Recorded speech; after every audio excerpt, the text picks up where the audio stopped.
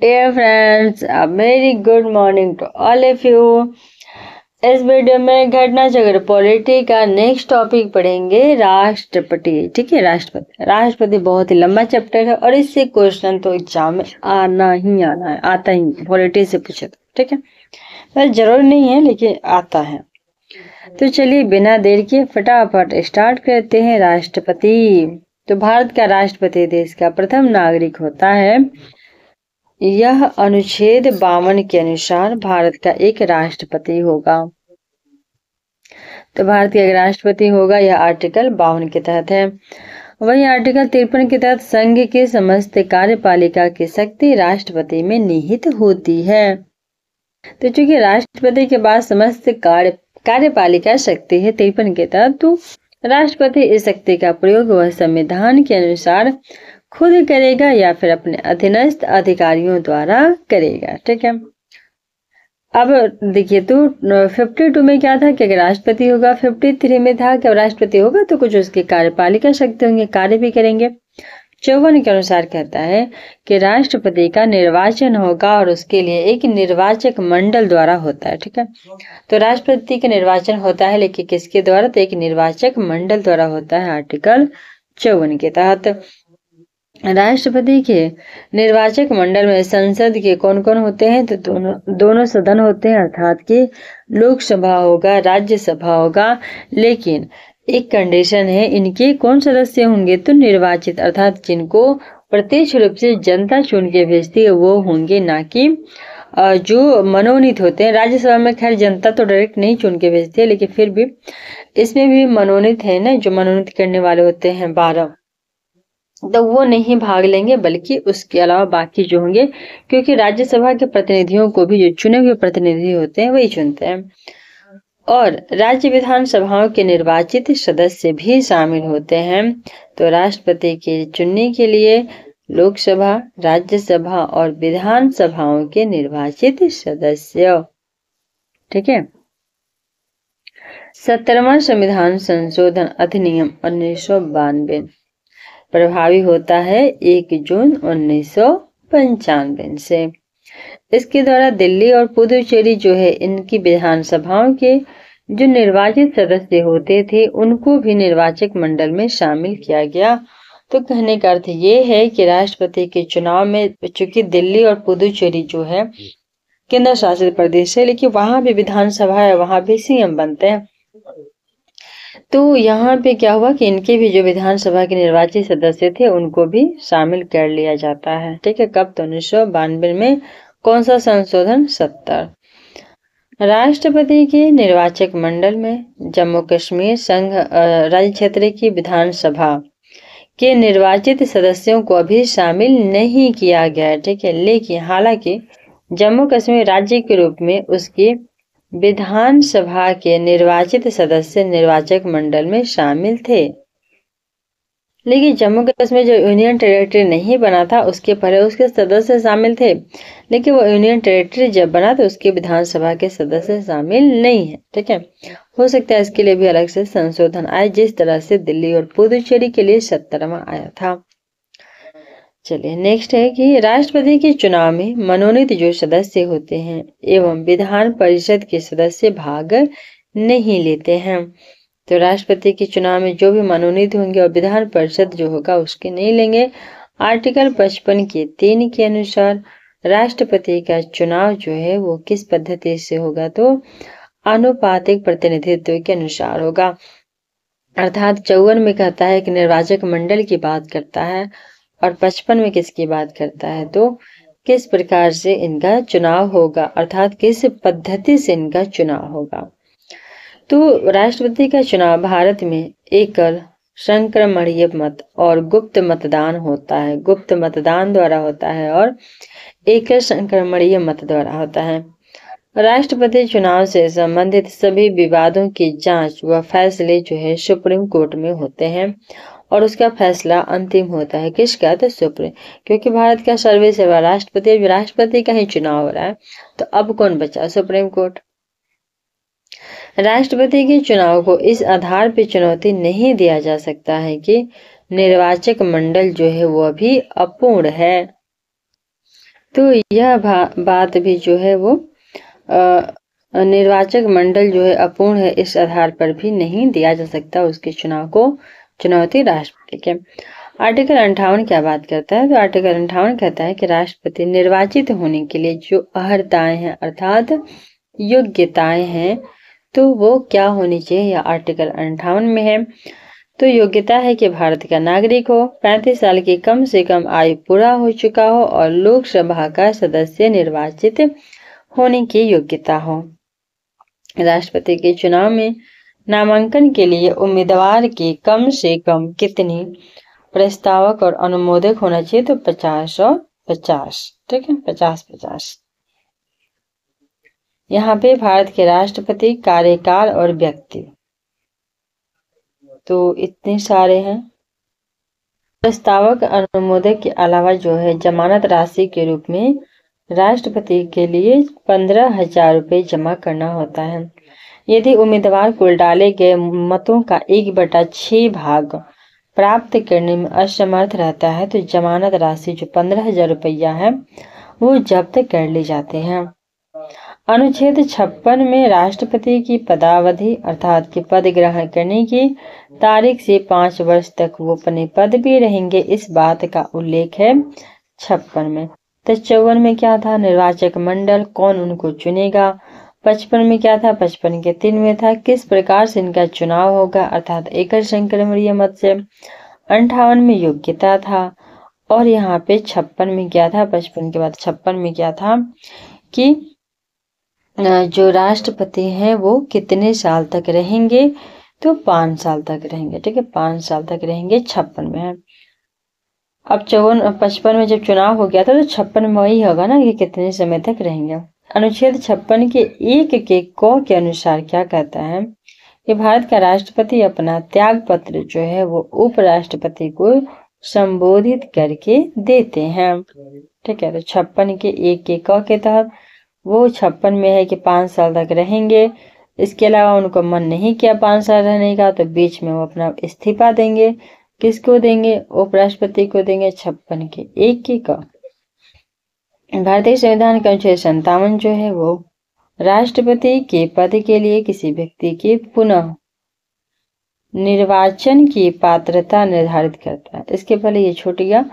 उपराष्ट्रपति इसकी सूचना लोकसभा अध्यक्ष को तुरंत देता है 56 के 2 के तहत। तो उपराष्ट्रपति बोलेगा अच्छा ठीक है, मैं इतना भार अकेले हैंडल नहीं कर सकता राष्ट्रपति का त्याग पत्र, तो लेके जाता है किसके पास? लोकसभा अध्यक्ष के पास 56 के 2 के तहत। 42वां संविधान संशोधन अधिनियम 1976 के तहत जो है वो राष्ट्रपति के निर्वाचन में जनसंख्या से तात्पर्य वर्ष 1971 की जनगणना द्वारा निर्धारित जनसंख्या से है। तो 1976 जो था 42वां संविधान संशोधन, उसके तहत यह घोषणा किया गया कि राष्ट्रपति का निर्वाचन 1971 की जनगणना के अनुसार होगा, ठीक है, निर्धारित जनसंख्या से है, ठीक है। चलिए 84वां वही संविधान संशोधन 2001 में होता है। इसी वर्ष 2026 की बाद की पहली जनगणना के सुसंगत आंकड़े प्रकाशित होने तक के लिए निर्धारित किया गया। तो मतलब जो 84वां 2001 में हुआ तो फिर बोलेगा कि ठीक है अब यह 2026 तक चलेगा जो 1971 की जनगणना के आधार पर चुनाव है, ठीक है। 84वां संविधान संशोधन 2001 में आर्टिकल 59 के 1 के अनुसार कहता है कि यदि संसद के किसी सदन का या किसी राज्य के विधानमंडल के किसी भी सदन का कोई सदस्य राष्ट्रपति निर्वाचित हो जाता है तो यह समझा जाएगा कि उसने उस सदन में अपना स्थान जो है वो राष्ट्रपति के रूप में अपने पद ग्रहण की तारीख से रिक्त कर दिया है। कहने का अर्थ यह है कि अगर कोई भी लोकसभा, राज्यसभा, राज्य के दोनों विधानमंडल में से किसी भी का भी कोई मेंबर है तो वो राष्ट्रपति का इलेक्शन जो है वो तभी लड़ेगा जब वो पद ग्रहण की तारीख से जो अपना राष्ट्रपति के रूप में पद ग्रहण करना है उसके पहले उसको रिक्त कर देना है, ठीक है। तो राष्ट्रपति के रूप में पद ग्रहण से पहले उसको रिजाइन दे देना होगा उस पद से। आर्टिकल 16 और यह बात कहाँ कहा गया था? तो आर्टिकल 59 के 1 में, ठीक है, 59 के 1 में कहा गया था। अनुच्छेद 60 में कहा गया है राष्ट्रपति शपथ लेगा, प्रतिज्ञान का प्रारूप करेगा और भारत के राष्ट्रपति को शपथ जो है वो कौन दिलाएंगे, तो भारत का मुख्य न्यायाधीश, या वो अगर मुख्य न्यायाधीश अनुपस्थित रहते हैं तो वैसी स्थिति में सुप्रीम कोर्ट जो है उसकी उपलब्ध जो भी श्रेष्ठ न्यायाधीश हैं, ज्येष्ठतम जो सबसे सीनियर है न्यायाधीश, वो दिलाएंगे। वर्तमान में राष्ट्रपति का वेतन जो है 5 लाख रुपए प्रति माह कर दिया गया है। राष्ट्रपति का जो वेतन होता है वो भारत की संचित निधि से दिया जाता है। ठीक है, तो अनुच्छेद 56 का 1 ख के अनुसार 56 के 1 ख के अनुसार राष्ट्रपति पे महाभियोग संविधान के अतिक्रमण के आधार पर चलाया जा सकता है। तो वैसे भी भारत के संविधान पर कोई भी अतिक्रमण करता है, चाहे वो राष्ट्रपति हो, सुप्रीम कोर्ट के न्यायाधीश कोई भी हो, तो उनपे जो है महाभियोग चलाया जा सकता है। ठीक है, तो किसके अनुसार चलाया जा सकता है, तो 56 के 1 ख के अनुसार। ठीक है, 56 1 ख के अनुसार। अनुच्छेद 61 में राष्ट्रपति पर महाभियोग इम्पीचमेंट की प्रक्रिया का उल्लेख है 61 में। वहीं 61 के 2 के अनुसार जो है महाभियोग का आरोप तक नहीं लगाया जाएगा जब तक कि ऐसा आरोप लगाने की प्रस्तावना किसी ऐसे संकल्प में अंतर्विष्ट नहीं है जो कम से कम 14 दिन की ऐसे लिखित सूचना को दिए जाने के बाद प्रस्तावित किया जाता है आर्टिकल 61 के 2 के तहत। इस प्रकार 14 दिन की अग्रिम सूचना के साथ ही संकल्प पे सदन की कुल सदस्य संख्या के कम से कम 1/4 सदस्य के हस्ताक्षर भी होने चाहिए तथा उस सदन के कुल सदस्य संख्या के कम से कम 2/3 बहुमत द्वारा ऐसा संकल्प पारित भी होना चाहिए। तो 1/4 जो है सिग्नेचर करेंगे, 2/3 से पारित होगा, तब जाके राष्ट्रपति पे महाभियोग लगेगा आर्टिकल 61 के तहत। और 61 के 2 में कह रहा है कि महाभियोग लगाने के पहले 14 दिन पहले इंफॉर्मेशन देना होगा। आर्टिकल 62 के 2 के अनुसार यदि राष्ट्रपति पद की रिक्ति राष्ट्रपति की मृत्यु, पदत्याग या पद से हटाए जाने के कारण हुई है तो पद रिक्ति को भरने के लिए निर्वाचन रिक्ति होने की तारीख के बाद यथाशीघ्र और प्रत्येक दशा में 6 माह के अंदर ही कर लिया जाएगा। मतलब राष्ट्रपति का पद जो है वो 6 महीने से ज्यादा खाली नहीं रहेगा। यदि मृत्यु, त्यागपत्र या हटाए जाने की स्थिति में राष्ट्रपति का पद रिक्त हो तो पद का कार्यभार उपराष्ट्रपति संभालेगा। यदि कोई कारणवश उपराष्ट्रपति भी उपलब्ध नहीं है तो सुप्रीम कोर्ट का मुख्य न्यायाधीश, या वो भी नहीं है मुख्य न्यायाधीश भी, तो उसके न रहने पे जो वरिष्ठतम न्यायाधीश होते हैं सुप्रीम कोर्ट के, वो संभालेंगे। ठीक है, अनुच्छेद जो है वो 77 के अनुसार भारत सरकार के समस्त कार्यपालिका कृत्य राष्ट्रपति के नाम से किया जाता है। तो आर्टिकल 77 में कहता है कि जो भी कार्यपालिका का कार्य है वो राष्ट्रपति के नाम से ही किया जाता है। ठीक है, अनुच्छेद 78 में राष्ट्रपति को जानकारी 78 के अनुसार जो है राष्ट्रपति को जानकारी आदि के बारे में प्रधानमंत्री के कर्तव्य वर्णित है। तो 77 के अनुसार जो भी कार्यपालिका के कार्य हैं राष्ट्रपति के नाम से होंगे। 78 के अनुसार प्रधानमंत्री का कर्तव्य होगा कि वह राष्ट्रपति को इन्फॉर्मेशन दे। अनुच्छेद 86 जो है 86 में संसद के सदनों में अभिभाषण का और उनके संदेश को भेजने का राष्ट्रपति का अधिकार वर्णित किया गया है। तो 86 में वही था कि अभिभाषण का और संदेश भेजने का अधिकार है। 87 के 1 के अनुसार राष्ट्रपति लोकसभा के लिए प्रत्येक आम चुनाव के बाद प्रथम सत्र के आरंभ में तथा प्रत्येक वर्ष के भी प्रथम सत्र के आरंभ में एक साथ समवेत संसद के दोनों सदनों में अभिभाषण करता है।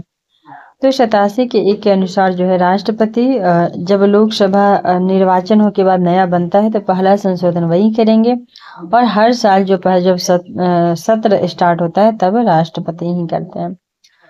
आर्टिकल 108 के तहत 108 के तहत राष्ट्रपति कुछ दशाओं में संसद के दोनों सदनों का संयुक्त अधिवेशन बुला सकते हैं। संयुक्त अधिवेशन 108 अनुच्छेद 111 के तहत प्रावधान है कि राष्ट्रपति संसद के दोनों सदनों द्वारा पारित विधेयक पर स्वीकृति प्रदान करेगा या अपनी स्वीकृति रोक देगा, या विधेयक धन विधेयक के अलावा जो भी होगा उसको पुनर्विचार के लिए सदन को लौटा सकेगा। तो राष्ट्रपति के पास तीन अधिकार है, या तो रोक देगा, या स्वीकृति देगा, या फिर वापस लौटा देगा। किसके तहत? तो अनुच्छेद 111 के तहत। ठीक है, 111 के तहत है। यदि विधेयक सदनों द्वारा संशोधन सहित या उसके बिना फिर से पारित कर दिया जाता है और राष्ट्रपति के समक्ष पुनः प्रस्तुत होता है तो राष्ट्रपति उस पे स्वीकृति नहीं रोकेगा। फिर ठीक है, उसको स्वीकृति रोकने का फिर हक नहीं है। राष्ट्रपति धन विधेयक को पुनर्विचार हेतु नहीं लौटा सकता। वस्तुतः धन विधेयक सदन में राष्ट्रपति की पूर्व अनुमति से ही प्रस्तुत किया जाता है, इसलिए लौटाए जाने का कोई प्रश्न ही नहीं उठता। राष्ट्रपति के स्वीकृति के बाद ही विधेयक जो है वो कानून बनते हैं। अनुच्छेद 123 के अनुसार राष्ट्रपति को अध्यादेश जारी करने की शक्ति है।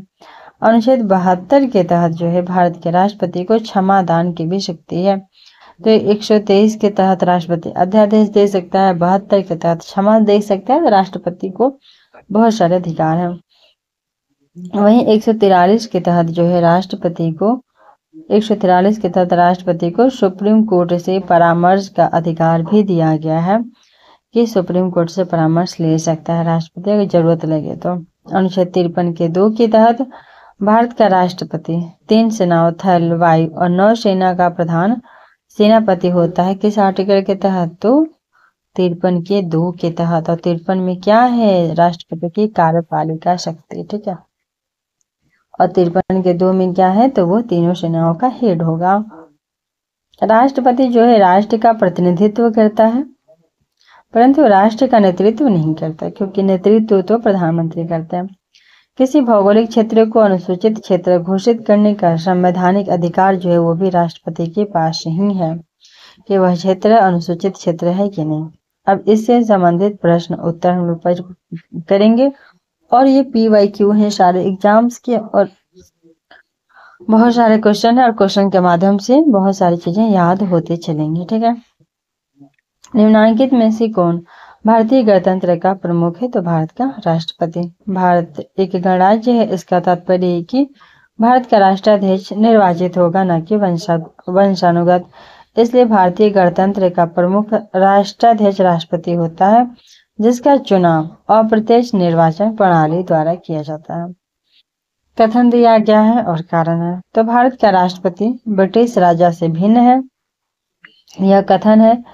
तो ब्रिटिश राजा से भिन्न है कि नहीं है?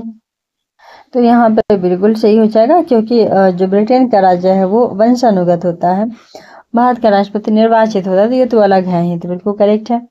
भारत के राष्ट्रपति का पद अमेरिका के राष्ट्रपति जैसे मिलता है, तो यह गलत बात है। क्यों गलत है? क्योंकि अमेरिका का राष्ट्रपति सर्वेसर्वा है, वो प्रधानमंत्री भी है, राष्ट्रपति भी है, लेकिन भारत में ऐसा नहीं है। तो वही कह रहा है कि भारत का राष्ट्रपति निर्वाचित होता है, जबकि ब्रिटेन का राजा वंशानुगत है। भारत का राष्ट्रपति नाम मात्र का प्रमुख होता है, जबकि अमेरिकी राष्ट्रपति वास्तविक प्रमुख होता है। संघीय कार्यपालिका का मुखिया भारत का राष्ट्रपति होता है।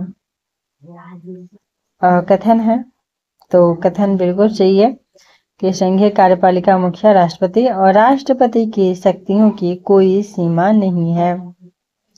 तो ये गलत हो जाएगा, उनकी भी शक्तियों की सीमा है। ठीक है, ये संविधान के 53 के तहत संघ की कार्यपालिका शक्ति राष्ट्रपति में है, और वहीं 74 के 1 के तहत राष्ट्रपति अपने कृत्यों का प्रयोग जो है वो मंत्रिपरिषद की सलाह पे करता है, तो उसकी भी एक लिमिटेशन है। ठीक है, तो यह आर्टिकल 74 के 1 के तहत है कि मंत्रिपरिषद की सलाह पे कार्य करेगा। 74 भारत के राष्ट्रपति अपनी शक्तियों का प्रयोग करते हैं सीधे या अपने अधीनस्थ अधिकारियों द्वारा। बिल्कुल ये सही हो जाएगा।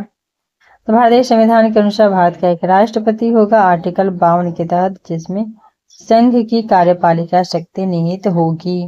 तो चूंकि उसके राष्ट्रपति के अंडर सारा कार्यपालिका शक्ति है, तो इसका उपयोग या तो खुद करेगा राष्ट्रपति या फिर अपने अधीनस्थ अधिकारियों के द्वारा करेगा। किस आर्टिकल के तहत? तो अनुच्छेद की 53 की 1 के तहत।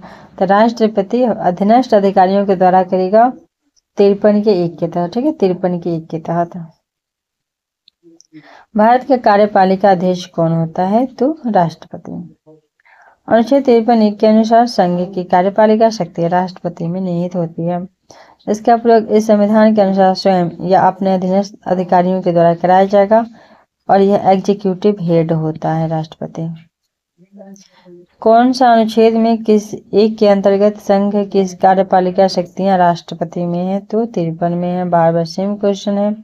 और 53 के 1 में है कि वह इसका प्रयोग खुद करेगा या किसी से करवाएगा। भारतीय संविधान में समस्त कार्यपालिका शक्तियां निहित हैं कहाँ? तो राष्ट्रपति में है। तो भारतीय के संविधान में केंद्रीय सरकार के कार्य अधिशासी जो शक्तियां हैं उसको किस में निहित किया गया है? तो भारत के राष्ट्रपति में अधिशासी शक्तियां। कथन है, कथन कहता है कि संघ की कार्यपालिका शक्तियां भारत के राष्ट्रपति में है, बिल्कुल निहित है। बिल्कुल। कार्यपालिका शक्तियां सरकार का व्यवसाय चलाने से संबंधित हैं, इसका कोई मतलब नहीं बनता है। तो यहाँ पे देखिए क्या था, आंसर क्या था? ए सही है और बी भी सही है, लेकिन स्पष्टीकरण नहीं करता है। अच्छा, तो कथन और कारण दोनों सत्य है और कारण कथन का उचित स्पष्टीकरण नहीं करता है, इसलिए बी होगा। तो इसके कहने का अर्थ क्या है यहाँ पे कि कार्यपालिका शक्तियां सरकार के व्यवसाय चलाने से संबंधित है। तो उनमें से एक हो सकता है, सभी तो नहीं कर सकते, लेकिन कार्यपालिका एक हो सकता है कि चलो व्यवसाय चलाने का संबंध रखता हो, तो कार्यपालिका शक्तियां का एक भाग ये हो सकता है। चलिए नेक्स्ट है 10। ये रक्षा बलों का सर्वोच्च कमांडर राष्ट्रपति में निहित है। तो बिल्कुल ये राष्ट्रपति में है। प्रधान सेनापति की हैसियत से राष्ट्रपति की शक्तियां विधायी नियंत्रण से स्वतंत्र हैं। तो यह गलत है, बिल्कुल स्वतंत्र नहीं है, मंत्रिपरिषद की सलाह पे ही काम होता है। संविधान के आर्टिकल 53 के 2 के अधीन संघ के रक्षा बलों का सुप्रीम जो है समादेश सुप्रीम कमांडर राष्ट्रपति में निहित होता है, परंतु उसका प्रयोग विधि द्वारा विनियमित होने की बात कही गई है। इस प्रकार से यह कथन गलत हो जाएगा। वह राष्ट्र का प्रतिनिधित्व करता है परंतु राष्ट्र का नेतृत्व नहीं। यह उक्ति किस पे लागू होती है? तो राष्ट्रपति पे होती है। भारत के राष्ट्रपति में यद्यपि समस्त कार्यपालिका शक्ति निहित होती है, परंतु वह शासन का मात्र औपचारिक प्रमुख होता है और वास्तविक रूप से संचालन प्रधानमंत्री और उसके मंत्री परिषद द्वारा किया जाता है, जो कि लोकसभा के प्रति उत्तरदायी होते हैं। मंत्रिपरिषद हालांकि व्यक्तिगत रूप से वो राष्ट्रपति के प्रति उत्तरदायी होते हैं। भारत में राष्ट्रपति का निर्वाचन किस प्रकार से होता है? तो अप्रत्यक्ष मतदान से होता है। तो इनका जनता से उतना डायरेक्ट कोई कनेक्शन नहीं होता है। संविधान के अनुच्छेद 55 के 3 के तहत भारत में राष्ट्रपति का निर्वाचन है वो अनुपातिक प्रतिनिधित्व पद्धति के अनुसार एकल संक्रमणीय मत प्रणाली द्वारा होता है। 55 के 3 के तहत। और ऐसे निर्वाचन में मतदान जो है गुप्त होता है। वही अनुच्छेद 54 के अनुसार जो है राष्ट्रपति के चुनाव के लिए निर्वाचक मंडल की बात कही गई है, जिसमें कि संसद होगा, विधानसभा और विधान परिषद के निर्वाचित सदस्य होंगे। वहीं 70वां संविधान संशोधन में पुदुचेरी और दिल्ली के भी सदस्यों को जोड़ा गया। ठीक है, और जनता राष्ट्रपति के निर्वाचन में प्रत्यक्षता जो भाग नहीं लेती है। और 55 के 3 के तहत एकल संक्रमणीय मत पद्धति बताया गया। 55(3) कथन और कारण। कथन है कि निर्वाचन मंडल की व्यवस्था है जो संसद के दोनों सदनों और राज्यों की विधानसभाओं के निर्वाचित सदस्यों को मिला के बनता है। तो बिल्कुल ये कथन सत्य है। कारण कहता है, ये तो कारण हो गया ना, हाँ तो कारण भी सही हो गया। और कथन है कि भारत का राष्ट्रपति अप्रत्यक्ष निर्वाचन से चुना जाता है, तो ये भी करेक्ट है, दोनों का दोनों करेक्ट है। और उसका सही स्पष्टीकरण भी है, क्योंकि निर्वाचित सदस्य द्वारा चुने जाते हैं, इसीलिए वो अप्रत्यक्ष हुआ ना। भारत में राष्ट्रपति का चुनाव किया जाता है तो एकल हस्तांतरीय मत प्रणाली द्वारा। और अनुपातिक मत प्रणाली द्वारा, दोनों एकल और अनुपातिक।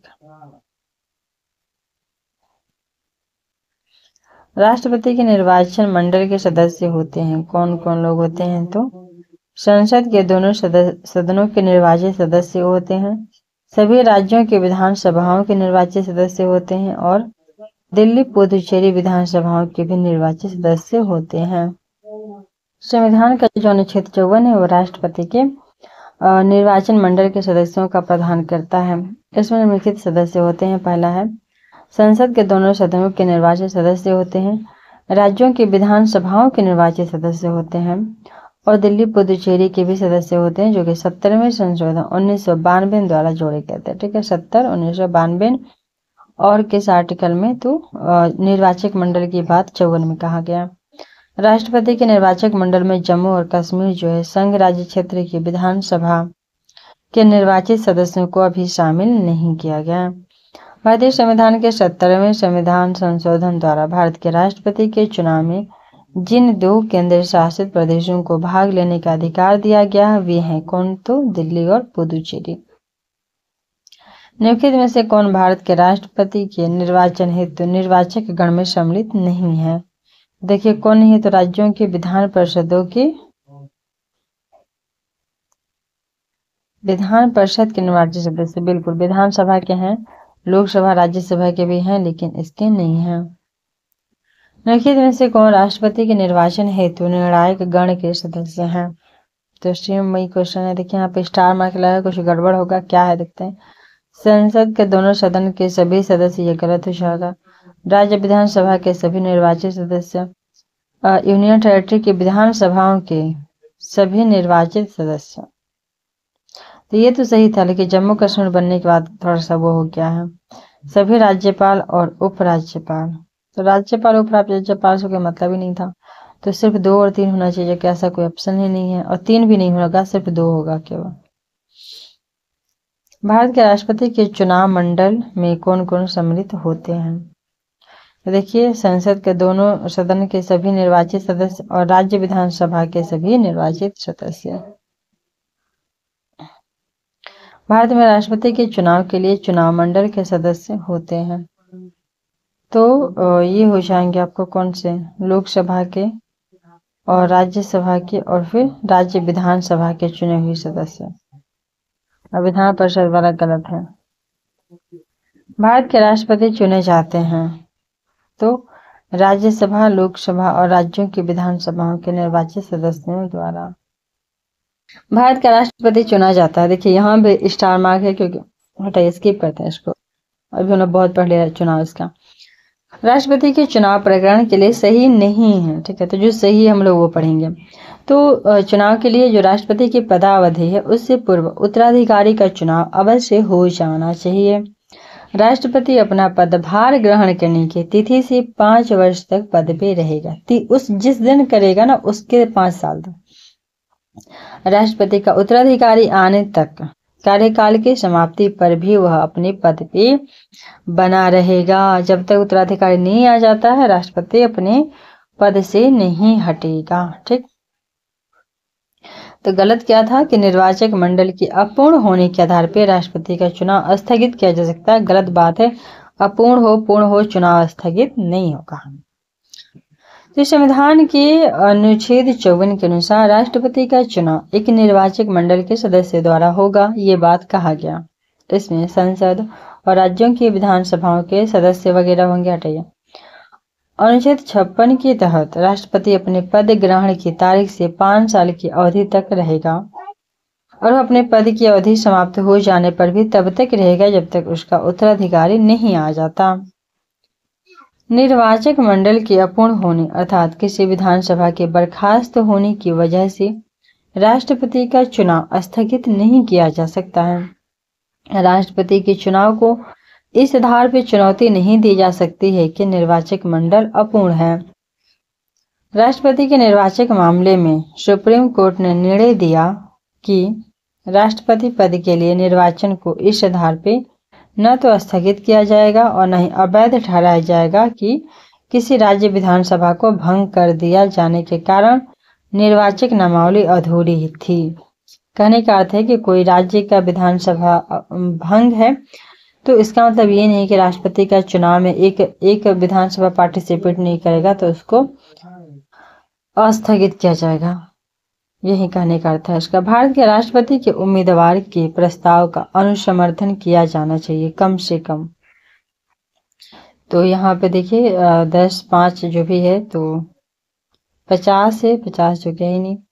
तो राष्ट्रपति उपराष्ट्रपति निर्वाचन अधिनियम 1952-1997 में संशोधित किया गया था।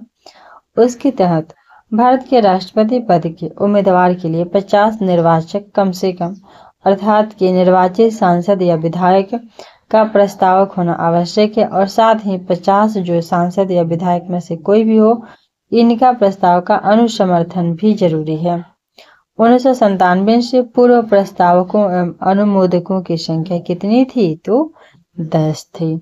तो यह नियम जो 1952 में बना लेकिन उस टाइम 10 था, फिर 1997 में संशोधन किया गया, उसके बाद इनकी संख्या कितनी होगी? 50 हो गई। तो ये पुराना क्वेश्चन होगा, अच्छा नहीं 2004 का ही है। निम्न कथनों पर विचार कीजिए और बताइए कि भारत में राष्ट्रपति चुनाव के निर्वाचक मंडल में क्या यहाँ पे से कौन सा कथन सही हो जाएगा? तो एक निर्वाचित संसद सदस्य के मत का मूल्य जो है इक्वल टू सभी निर्वाचित विधानसभा सदस्यों के मतों का कुल मूल्य, कुल मान बटा में निर्वाचित सांसद सदस्यों की कुल संख्या। यहाँ पे कहने का अर्थ ये है कि देखिए कह रहा है कि वैल्यू क्या होगा इस इलेक्शन में राष्ट्रपति के। तो कोई भी सांसद है, ठीक है, संसद है अर्थात लोकसभा राज्यसभा का मेंबर है, तो उसका जो मत का मूल्य हो किसके बराबर होगा? तो जितने भी निर्वाचित विधानसभा सदस्यों के जो मतों का मूल्य होगा, ठीक है, कुल मान वैल्यू होगा, और बटे में कितने सांसद निर्वाचित सांसद सदस्यों की कुल संख्या जो होगी उनसे भाग देंगे तो वहीं एक सांसद के मत का वैल्यू आएगा निकल के। यहाँ पे एक्सप्लेन किया हुआ है। राष्ट्रपति के चुनाव का तरीका जो है अनुच्छेद 55 में वर्णित है, इसके अनुसार जो है बी सबसे सही है। ये विधानसभा के निर्वाचित सदस्यों के मत का मूल्य बराबर होता है। यहाँ पर देखिए तो ब्लर हो गया है। तो यह सूत्र से जो है यदि शेष 500 से अधिक है तो मतों के मूल्य में 1 जोड़ दिया जाएगा, जबकि इससे कम होने पर उसे नहीं गिना जाएगा। साथ ही यहाँ जनसंख्या से तात्पर्य अनुच्छेद 55 के स्पष्टीकरण के अनुसार वर्ष 2026 के बाद की पहली जनगणना के सुसंगत आंकड़े प्रकाशित होने तक 1971 की जनगणना के आधार पर ही होगा। संसद के निर्वाचित सदस्य के मत का मूल्य जो होगा वो सभी निर्वाचित विधानसभा सदस्यों के मतों का कुल मान बटा में जितने भी निर्वाचित संसद सदस्य हैं उनकी कुल संख्या से भाग देने पे होगा। और यहाँ पे कह रहा था कि चूंकि ये तो संसद का वैल्यू हो गया और एक विधानसभा के जो सदस्य होगा तो उसका क्या वैल्यू होगा। तो यहाँ पे देखिए ब्लर है, राज्य की कोई नहीं, नेक्स्ट अगले दिया है क्वेश्चन में। तो उपयुक्त सूत्र में यदि शेष बल आधे से कम है तो नहीं गिना जाएगा और यदि ज्यादा है तो उसे 1 गिना जाएगा। 12वें राष्ट्रपति चुनाव में वर्ष 2017 में संपन्न 15वें राष्ट्रपति चुनाव में भी 4896 मतदाता थे। तो चलिए, राष्ट्रपति का एकल संक्रमणीय मत पद्धति समझना बहुत डिफिकल्ट है। तो यह ना अब 25 क्वेश्चन हो गया हमारा और डिटेल एक्सप्लेनेशन भी हो गया। तो वीडियो ज़्यादा लंबा ना बने इसके लिए इस वीडियो को यहीं पे द एंड करते हैं और फिर हम नेक्स्ट वीडियो मिलेंगे। नेक्स्ट जो क्वेश्चन है 26 से आगे पढ़ेंगे, ठीक है। तो बेस्ट ऑफ लक, पढ़ते रहिए, स्वस्थ रहिए, एग्जाम दीजिए आप लोग।